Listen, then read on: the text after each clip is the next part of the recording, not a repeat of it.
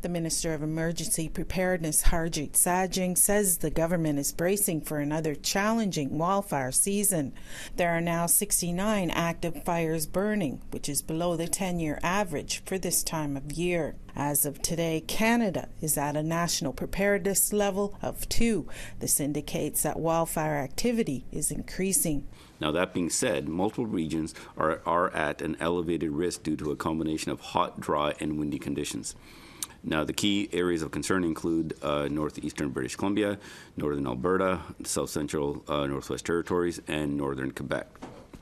There are also several new wildfires over east central and west central Quebec, which is the region of most risk for this upcoming week.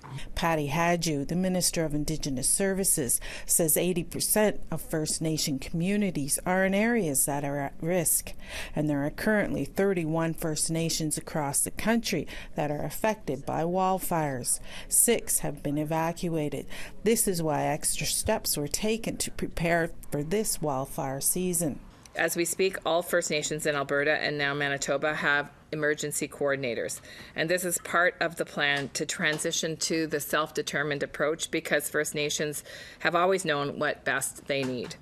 For example, in Saskatchewan Meadow Lake Tribal Council, they have received preparedness and mitigation funding following severe wildfires, and this is enabling community members to better prepare for evacuations and to reduce their dependence on outside organizations. According to the Minister of Energy and Natural Resources, Jonathan Wilkinson, forecasts indicate that the summer months will be warmer. That is why the federal government has made long-term investments, including $250 million to support and deliver life-saving equipment and personnel for the 2024 season. We also announced $28 million to fund the training of additional firefighters and are on track to train 1,000 additional firefighters by the end of this year, which is 3 years ahead of schedule.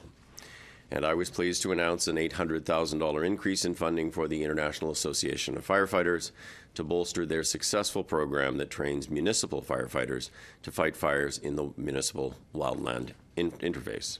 Wilkinson said the provinces and federal government are working together to prepare for the coming months. Annette Francis, APTN National News, Ottawa.